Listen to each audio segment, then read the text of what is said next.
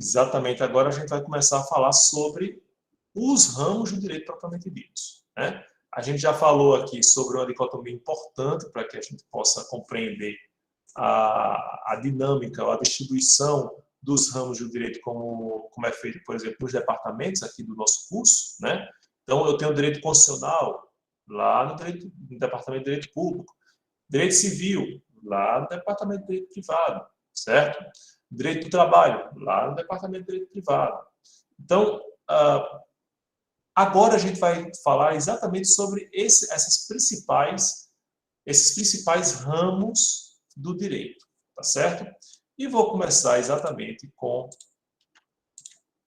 aquele que é tido como o direito público por excelência, né? Eu tinha um professor muito espirituoso, excepcional, de direito constitucional, dizendo que ele era um professor supra, né? Porque ele era direito constitucional. Os outros professores eram professores infraconstitucionais, né? Então, o professor comercial era infraconstitucional. A gente vai falar exatamente, em primeiro lugar, da nossa Constituição, especificamente do ramo do direito que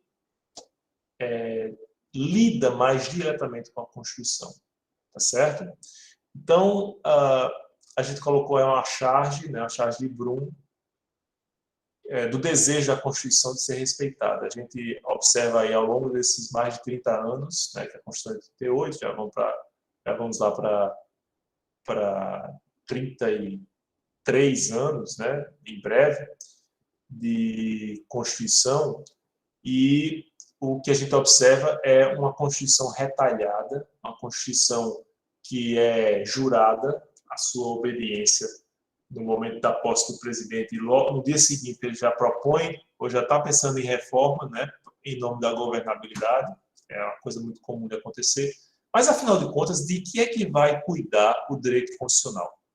O direito constitucional, como a gente colocou aí, ele disciplina a forma e a organização do Estado, o regime político, as competências e funções dos órgãos estatais e, de maneira mais destacada nas constituições modernas, né, nas constituições mais recentes, os direitos e garantias fundamentais. Se a gente observar, por exemplo, as constituições do século XIX, não havia tanta ênfase nos direitos e garantias fundamentais. A própria Constituição norte-americana, que é a primeira Constituição do mundo ocidental civilizado, né, do mundo ocidental, da civilização ocidental, ela vai nascer sem uma Carta de Direitos. E aí depois há um consenso entre os Estados confederados de formularem o que eles chamaram de Bill of Rights, que foram as 10 primeiras emendas. E aí a gente vê todas aquelas, né, várias emendas que são muito referidas dos filmes, tá? Aí, olha, o senhor tem direito de permanecer calado, tudo que disser pode ser usado contra o senhor no tribunal, etc. Ou o direito de posse arma, todos esses direitos fundamentais, até o direito à escravidão, né? O direito de ter um escravo, eles eram estabelecidos nesses chamados Bill of Rights, que não faziam parte da Constituição originária. Mas hoje tem-se como algo natural dentro de qualquer Constituição uma seção, um capítulo, uma parte que vai disciplinar os direitos e garantias fundamentais. E olha como é importante a questão da topologia, né, da topografia da Constituição. Na nossa Constituição anterior, a Constituição do regime militar, né, da ditadura militar, 67, 69, o artigo que falava sobre os direitos e garantias fundamentais estava lá no final. Agora não. A gente tem logo no artigo 5º estabelecidos os direitos e garantias fundamentais, certo? Individuais e coletivos, certo? Então, vejam que isso também representa a importância dos direitos e garantias fundamentais no âmbito da Constituição. Mas a Constituição não é só isso, pessoal. A Constituição vai definir, eu digo sempre, a Constituição ela mostra a cara do Estado. O direito constitucional, portanto, vai estudar quais são as características, o que a cara do Estado mostra quando a gente olha para ele, né? Então, ele mostra a forma de governo, né? Se é uma monarquia, se é uma república, o sistema de governo, se a gente está num parlamentarismo ou um presidencialismo, estão propondo agora o semipresidencialismo, o semiparlamentarismo, não sei, enfim, uma forma de institucionalizar o governo de coalizão que a gente vivencia desde o início da Constituição, né? A gente vê também a forma de organização estatal, se é um Estado unitário, se é um Estado federado ou confederado, certo?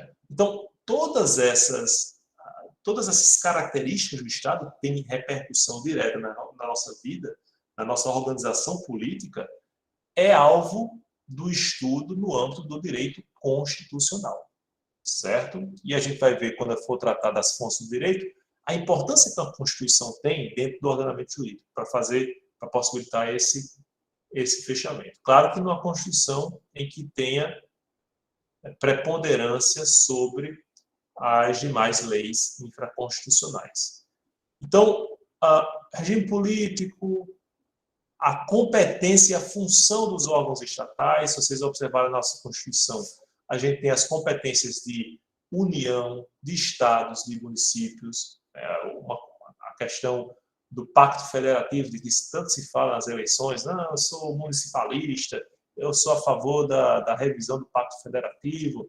A gente tem uma federação hoje no país em que há uma sobrecarga de obrigações em cima dos municípios, mas os recursos ficam, o montante maior fica com a União, né? É um contrassenso, isso só institucionaliza a corrida dos municípios, dos prefeitos, a Brasília pedindo recurso, né?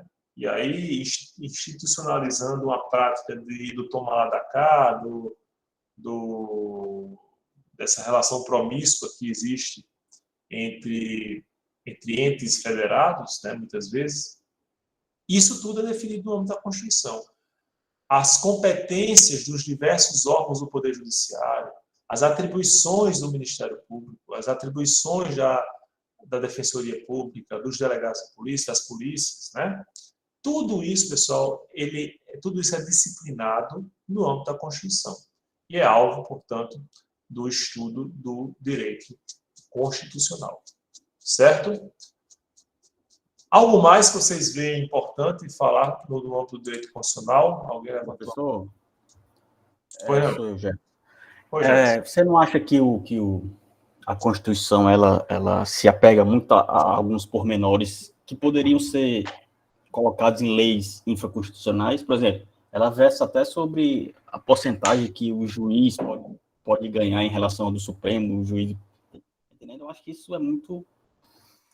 vai encher linguiça, vamos dizer assim, né? Poderia ser tratado em leis infraconstitucionais, né? Concordo. A nossa Constituição de 88, a Constituição atual, é como se ela tivesse incorporado toda a preocupação de a gente não ter um retrocesso, como a gente vivenciou no âmbito da ditadura militar, civil-militar, né? Instalada em 64. Esse cuidado muito excessivo, ele terminou nos legando uma Constituição um pouco verborrágica, um pouco extensa demais. Para vocês terem ideia, tinha até o estabelecimento do percentual dos juros que deveria prevalecer. Nunca foi colocado em prática, na verdade, essa limitação. Até depois ser revogado. E outras várias normas que a Matheus colocou uma pergunta aí muito, muito interessante e complexa, né?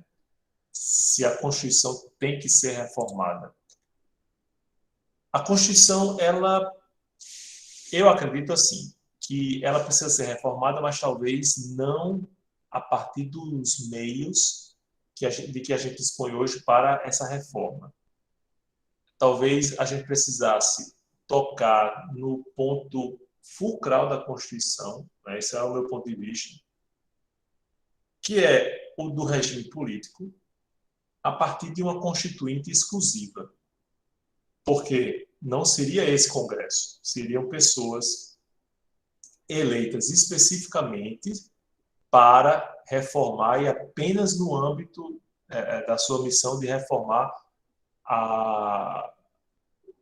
as relações políticas que vão servir como, vamos dizer assim, como esqueleto da nova ordem constitucional, certo? Eu acredito nessa possibilidade. Põe, olhando. Professor, mas uma reforma longe do Congresso não é meio assim ambíguo, que é justamente o papel do Congresso é elaborar as leis, propor, né? Não seria meio ambíguo a gente querer reformar longe? É mais a descrença na política mesmo que leva a gente É perigoso. É perigoso a gente, por exemplo, a gente pode se colocar diante de um retrocesso, né? É possível que isso aconteça. Mas a ideia de uma constituinte exclusiva para reformar, assim, vamos dizer, o núcleo duro do regime político, né? Ela surge da constatação de que uma Assembleia Constituinte eleita apenas com essa missão, ela vai poder colher dentro da sociedade contribuições de pessoas que não estão ali para se perpetuar naquela função, né? Então, o que a gente observa de muitos representantes nossos? Não há preocupação com o interesse público, não há preocupação no bem-estar da comunidade, da população. Há projetos pessoais, há projetos familiares, né? Há projetos de interesses absolutamente privados, né? Vamos lá, Jefferson e depois Augusto. Professor, quando entra no ramo da política, aí eu me animo um pouco. Não, ótimo. Assim, e a Constituição, o direito constitucional é direito, assim, marcadamente político, né? Dentro da política. Eu venho pensando assim sobre um conjunto de reformas políticas que poderia acontecer. Por exemplo, eleição tudo numa data só, de vereador a presidente. Porque o vereador assume pensando em ser deputado. O prefeito assume de capital pensando em ser governador. Quer dizer, em dois anos há uma paralisação da máquina pública, vamos dizer assim. Concordo perfeitamente, concordo demais. E outra coisa... Para que vice? Só para tramar contra o titular, né? Ficar aí 4 anos só pensando, rapaz, eu quero minha oportunidade. Aí faz os conchavos. O suplente do senador, professor, que a gente não sabe nem quem é. Pelo amor de Deus, a gente sabe. Agora, né? A gente sabe Nogueira foi a mãe. Nossa Senhora. E outra coisa, a respeito, eu acho que a pessoa poderia ter uma quarentena. Por exemplo, se ela foi 8 anos, ela foi eleita e foi reeleita. Ela poderia passar mais 8 anos fora para voltar, para dar mais oportunidades. Isso até obedece ao princípio democrático.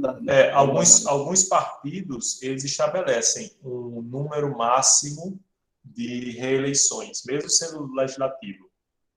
Por exemplo, você só pode ser eleito 4 vezes para aquele mandato, né? Para aquela função.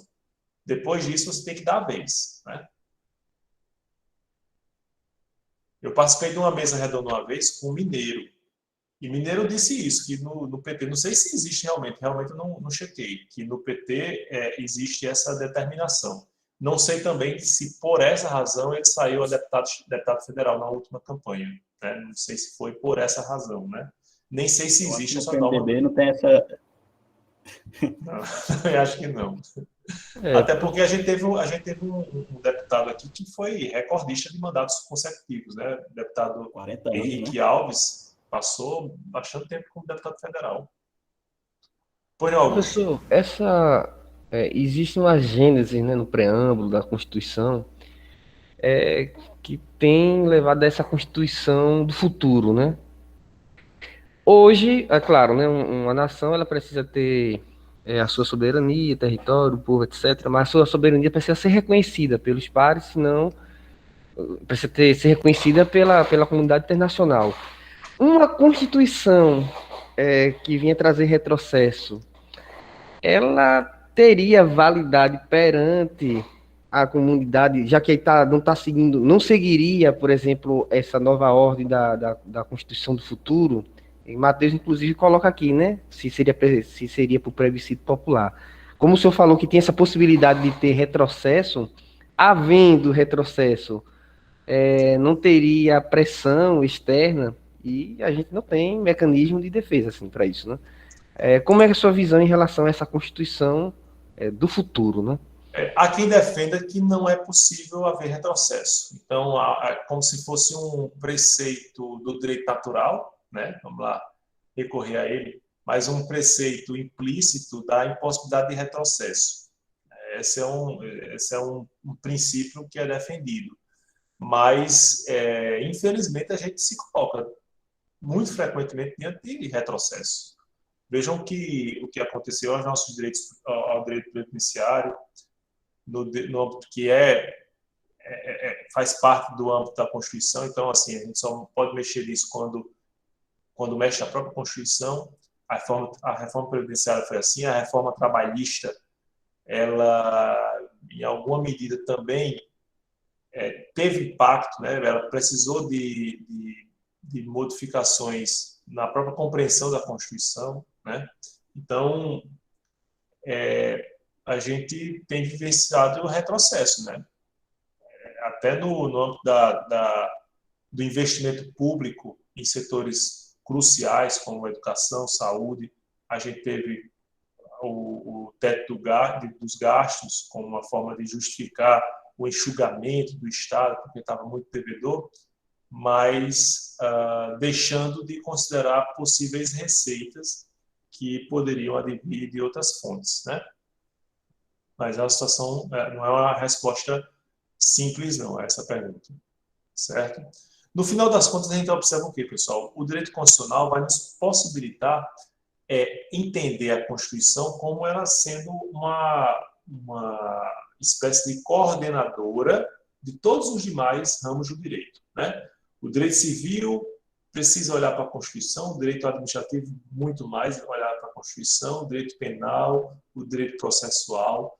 A gente não pode deixar de considerar a Constituição como o vértice principal de inspiração para todos os outros ramos do direito. É por isso que houve uma luta na discussão do novo projeto político-pedagógico do curso de aumentar o número de cadeiras, de disciplinas do direito constitucional. Porque a gente tinha o quê? 10 cadeiras de civil, não desmerecendo o direito civil, obviamente, pessoal. Até porque no direito civil a gente também vê matéria constitucional, certo? Mas a gente ter 10 disciplinas de direito civil e ter só 2 de constitucional não parece razoável. E aí houve uma luta e um reconhecimento de que essas disciplinas de direito constitucional precisariam ser mais expressivas. Certo? Tranquilo em relação ao direito constitucional?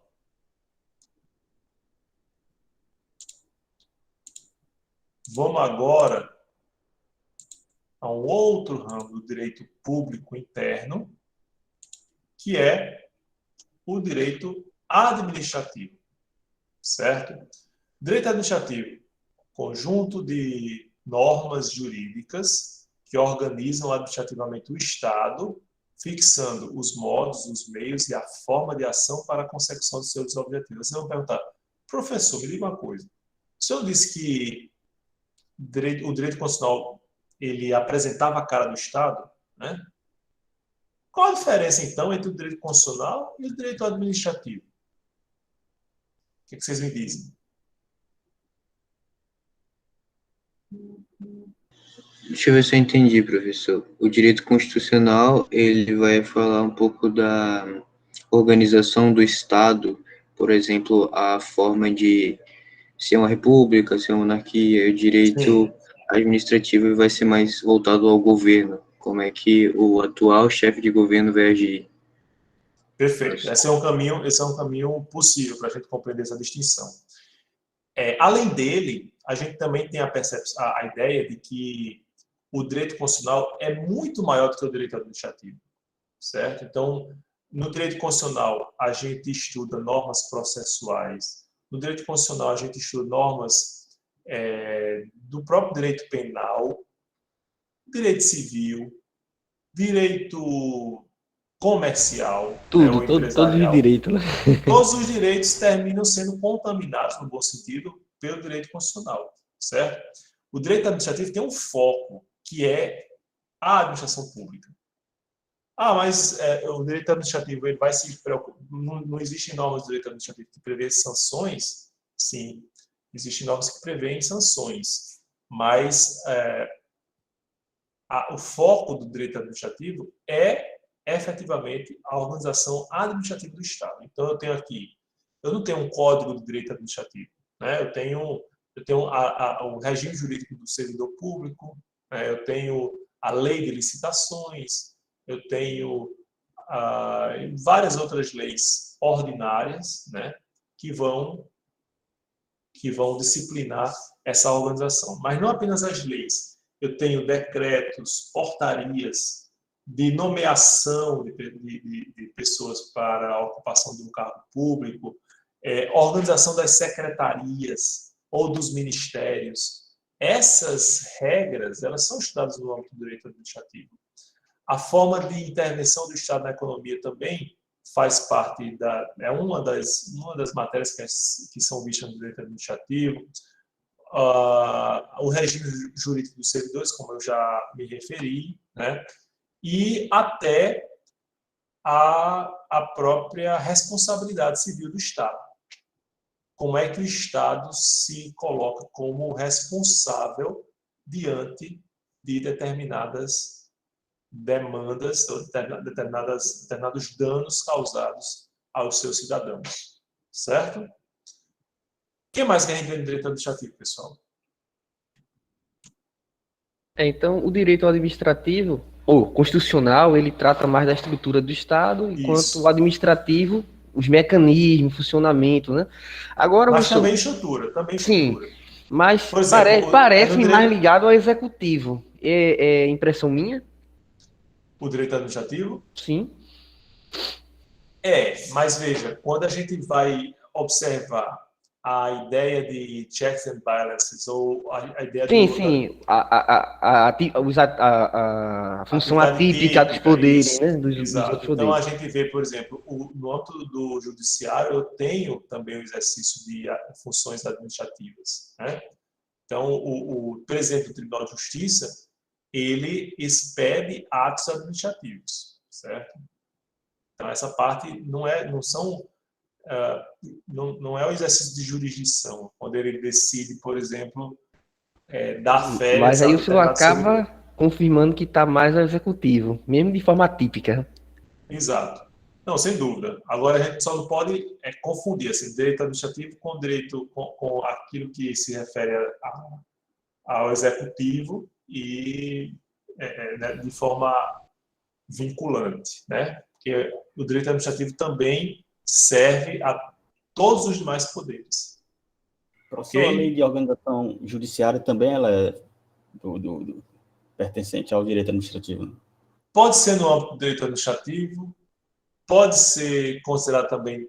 Existem normas processuais, né? Então, que vão definir, por exemplo, competência. Competência é uma matéria importante no âmbito do processo, né? Para saber a quem você dirige determinada demanda, determinado pedido à justiça, certo?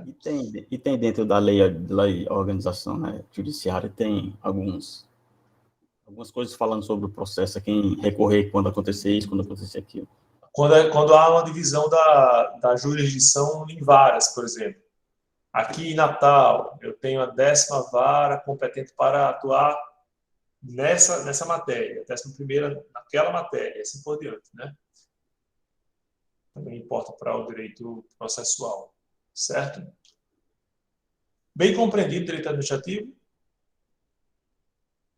Vejam que o direito constitucional, quando a gente se depara com a primeira Constituição do mundo ocidental, né, a Constituição norte-americana, vocês vão observar, depois vejam, ela é muito enxuta, ela é muito sucinta, né?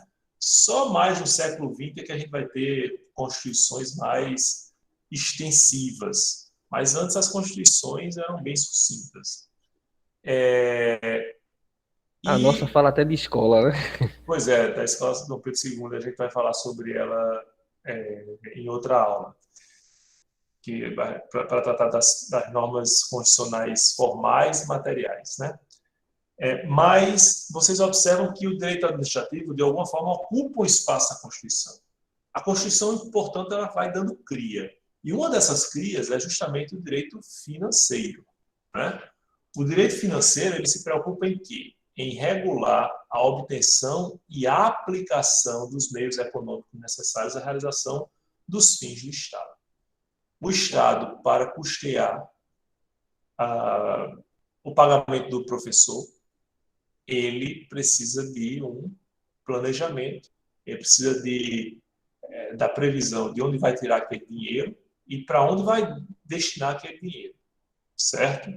Então, planejamento, débito, crédito, né?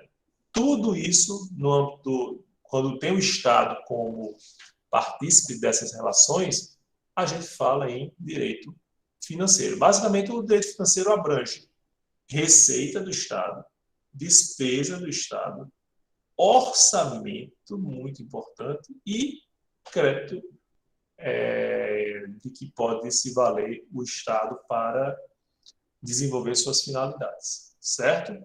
Então, é como se o direito financeiro fosse outra cria do direito constitucional. A gente vai ter lá na Constituição, na Constituição brasileira, pelo menos, normas regulando a forma de emprego desses recursos, certo? E a maneira também como esses recursos podem ser gastos. Aqui a gente tem uma charge de JA, né? Então, falando sobre os cortes, esses cortes, que é uma matéria constante quando a gente está em crise econômica, principalmente, esses cortes, eles são estudados no âmbito do direito financeiro, porque envolve o quê? Planejamento, envolve despesa pública, certo? Mas vejam, eu falei em receita tratada no âmbito do direito financeiro, mas eu tenho um ramo do direito que ainda é mais específico do que o direito financeiro, que é o direito tributário. É mais específico no âmbito da receita, né? O direito tributário, portanto, ele vai regular a instituição, a arrecadação, fiscalização de tributos. Por isso o nome do direito tributário, né? E então é o seguinte: eu tenho o direito financeiro mais abrangente, porque eu tenho receita, despesa, orçamento. E eu tenho a receita é tão importante que aí eu faço o seguinte: eu instituo um ramo do direito específico para tratar da arrecadação de receita do Estado, né? O direito tributário também faz parte do direito público interno e justamente se preocupa especificamente com a arrecadação, a instituição, a arrecadação e fiscalização desses tributos. Certo? Alguma dúvida? Tranquilo até aqui? Bom, vamos continuando ainda no direito público interno. Direito processual. Todas essas disciplinas, elas estão previstas no nosso até agora que a gente viu, no nosso Departamento de Direito Público. Menos o direito processual, porque a gente criou um departamento específico que vai reunir as disciplinas propedêuticas, como introdução, história do direito, criminologia, psicologia aplicada, como as ciências jurídicas processuais. Então, a gente vai ter lá processo civil, processo penal e assim por diante. Qual a importância do direito processual, pessoal? Enorme, porque é o direito processual que vai disciplinar o processo judicial, né? Então, quando eu vou ajuizar uma ação, eu tenho que saber para quem eu ajuizo. Por isso que eu falei da lei de organização judiciária, também importante no âmbito do direito processual. Como eu dirijo essa petição, quais são as técnicas necessárias para atender a todas as exigências para um perfeito conhecimento daquela causa. Então, eu preciso colocar lá o meu fundamento jurídico, eu preciso narrar os fatos de forma eficiente, eu preciso fazer uso de mecanismos para garantir o meu direito, né? Porque muitas vezes o direito está ameaçado apenas, então qual é a melhor saída, né? Qual a melhor ação? O que é que eu reclamo do Estado? Eu tenho que ter uma causa de pedir, eu tenho que ter um pedido, eu tenho que ter o valor da causa e assim por diante. Portanto, o direito processual vai regular tudo isso, certo? É claro que hoje a gente fala, né, há algum tempo a gente fala em várias espécies de processo, em várias modalidades de processo. A gente tem o processo civil, e a gente tem o processo criminal, ou processo penal, e o processo trabalhista.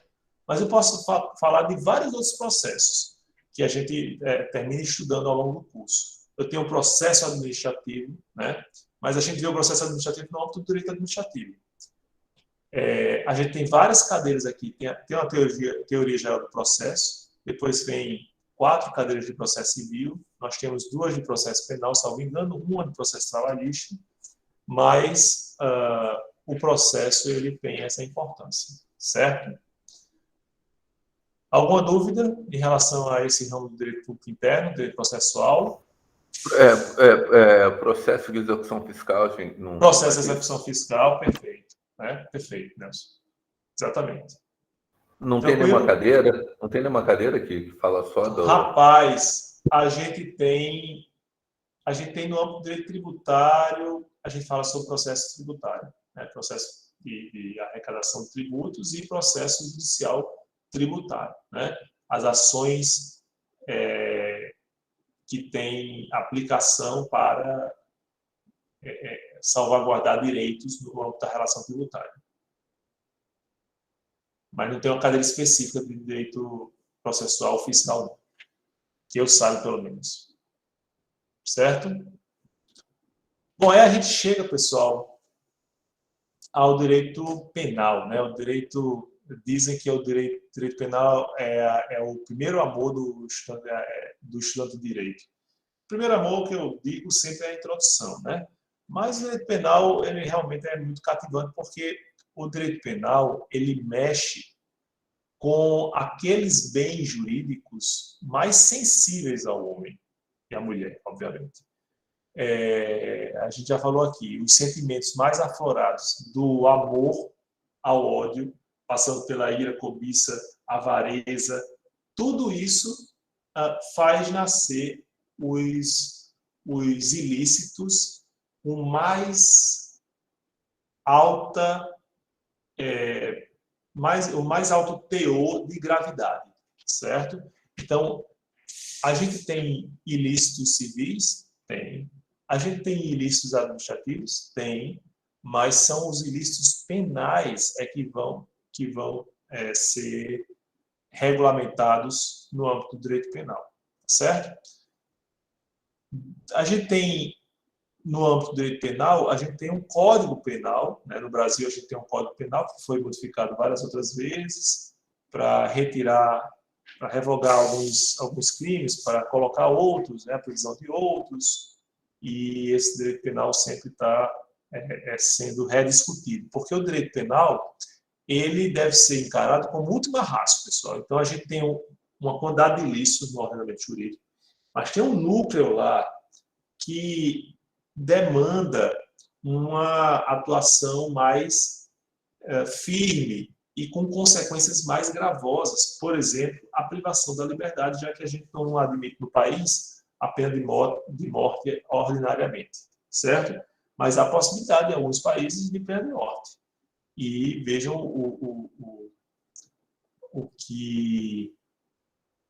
como é grave a consequência do descumprimento de uma obrigação, ou de uma vedação prevista na lei penal, certo? O direito penal é chamado penal ou direito criminal. Se a gente observar as obras mais antigas, talvez influenciadas pela forma como eram colocados os códigos criminais desde o Império, a gente vai ver direito criminal, certo? Talvez até seja mais adequado porque há um foco não na pena, mas no crime, né? E o direito penal vai muitas vezes trabalhar com a ideia de que a sanção ela não é necessariamente a pena, né? Uma forma de expiação do corpo, como acontecia antes dos humanistas desenvolverem a ideia de direito penal que respeitasse alguns limites, né? Então, O direito penal, portanto, tem essa característica de última raça. Aqui a gente colocou uma outra charge, né? Também o crime nosso de cada dia. Porque isso para colocar como a gente termina praticando crimes, né? Antigamente a gente citava, quem nunca comprou um DVD pirata lá perto do Praia Shopping, né? Mas hoje a gente não fala mais em DVD pirata, porque já tem os serviços de streaming que a gente tem acesso a centenas de Dá para milhares de... baixar agora tudo, né? Como é? Para que gastar se a gente pode baixar direto? Né? Pois é, baixa direto do computador, exatamente, da internet. Exato. Aí a gente tem a fila aqui. Eu desviei a verba da segurança pública, cada um confessando seus pecados. Eu emiti as notas fiscais frias. Eu recebi um por fora para deixar entrar celulares e armas na cadeia. Eu mandei matar policiais, incendiar ônibus. Aí o cidadão lá no finalzinho, eu votei no primeiro da fila, né? Então, cada um com seus pecados, cada um com seus crimes. Brincadeira à parte, o que a gente observa é que, vamos pegar o segundo exemplo, eu emiti as notas fiscais frias. O que é que eu tenho observado no âmbito do direito penal tributário, né? Existem muitas possibilidades de o criminoso, né, de quem cometeu o crime, se livrar de forma amena daquela persecução penal. Aí eu fico me perguntando, por que é que a gente estabelece crime no caso de quando atenta contra a ordem tributária? Por que não se prevê apenas um ilícito civil, né? Porque a gente bota, não, vamos botar crime para exigir, aí eu pago o tributo e resolvo isso. Então é o seguinte, você pode cometer um crime você pode sonegar impostos, mas se você for descoberto, o que é que você faz para se livrar pelo menos da sanção penal? Você paga o imposto, né? Claro que dentro de um determinado prazo, mas vejam como se coloca, como faz despertar a nossa ideia de que talvez não fosse o direito penal o ramo do direito mais adequado para tratar desse tipo de ilícito, certo? Bastaria um ilícito administrativo ou ilícito civil. Alguma dúvida sobre o direito penal? Tranquilo? Só para perguntar se vocês fixaram mesmo. Dentro do direito penal, a gente defendeu que só existem ilícitos. No ordenamento jurídico brasileiro, por exemplo, só existem ilícitos penais, não é isso?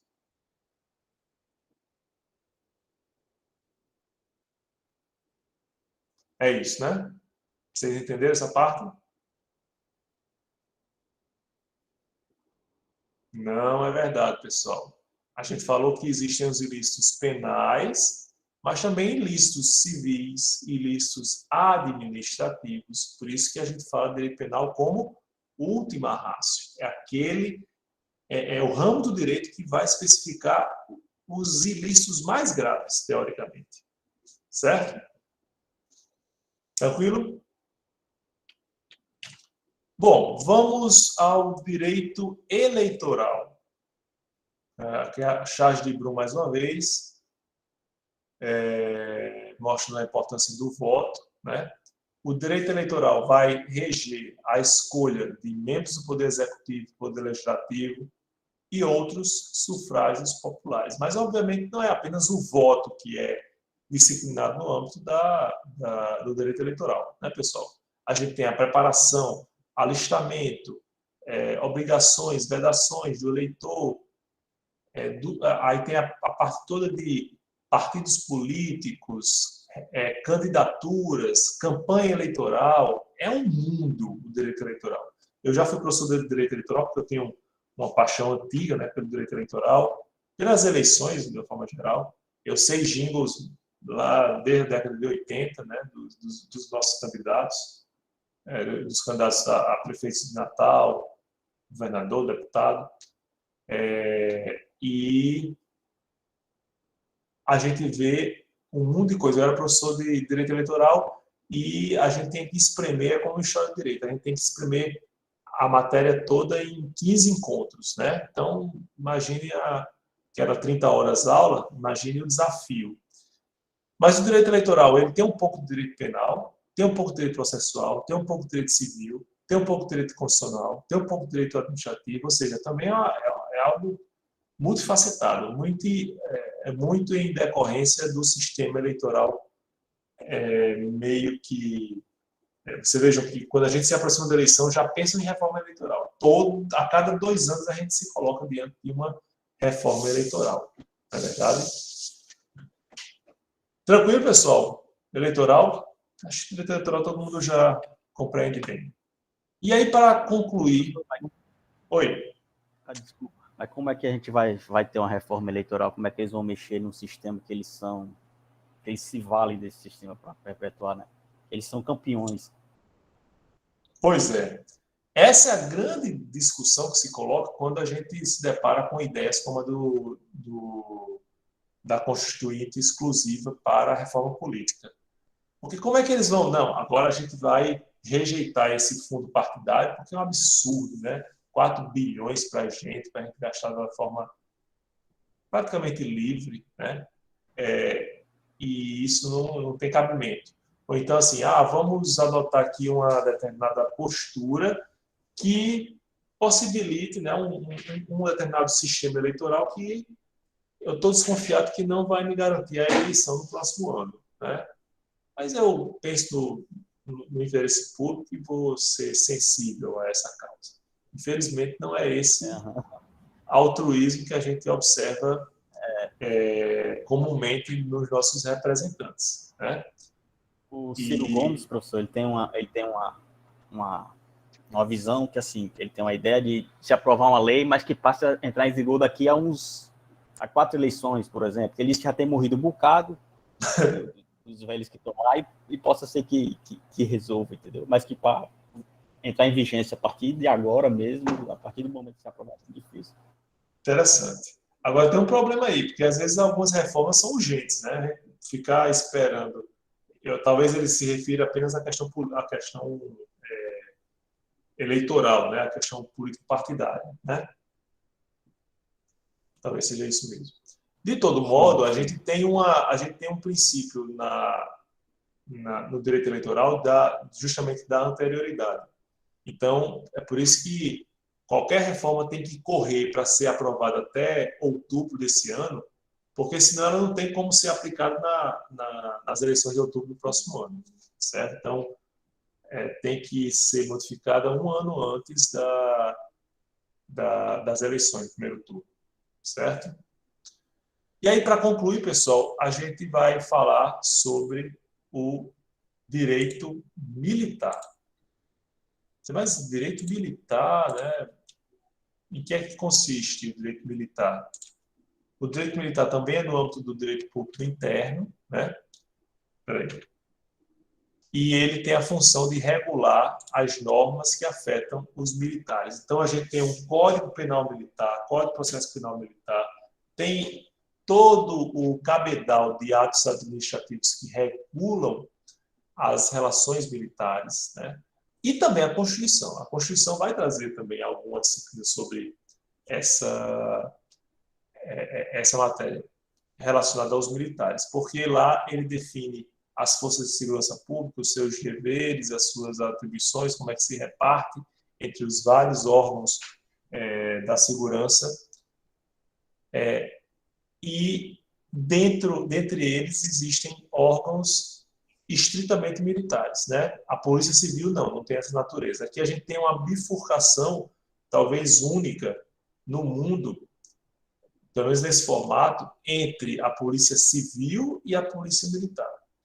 A gente tem o Corpo de Bombeiros também, tem um regime militar, né? Uma disciplina militar, e essas normas elas vão ser definidas no âmbito do direito militar. A gente tem tribunais militares, né?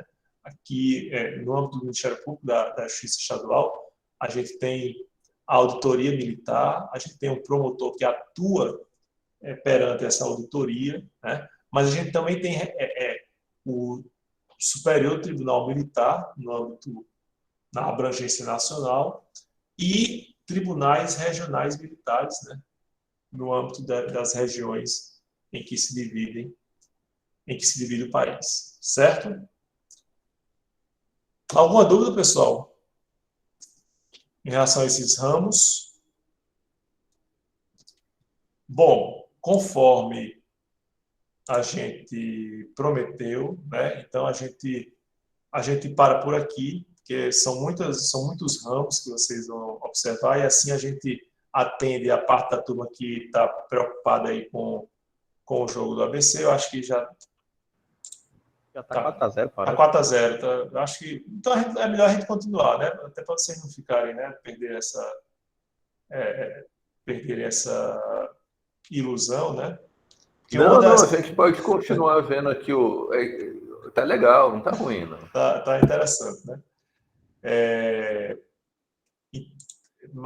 Então a gente... e os flamenguistas, a Maria está colocando, tudo bem. Para falar a verdade, Exato. Agora que foi que deu vontade de ver o jogo. Já que Então vamos fazer o seguinte, pessoal. Vamos deixar para começar Direito Público Externo na próxima terça-feira, né? E aí a gente mantém aquele cronograma das apresentações dos grupos, está mantida, mesmo diante da minha ausência na terça-feira. Porque a gente vai compensando. No cronograma que a gente dispôs desse semestre, a gente teve algumas folgas, né? Então, alguns respiros. Então, não vai ter prejuízo para o conteúdo, tá certo? Com isso, pessoal, há mais alguma dúvida? Então, me despeço aqui de vocês, agradecendo a compreensão, né, por causa de tantos contratempos, né, que a gente vivenciou e que causaram, inclusive, a impossibilidade de dar aula na terça-feira. Mas aí agora eu estou de volta ao meu lar e a gente vai poder trabalhar com mais tranquilidade. Muito obrigado pela participação de vocês, né, pela compreensão, e até a próxima terça-feira, se Deus quiser.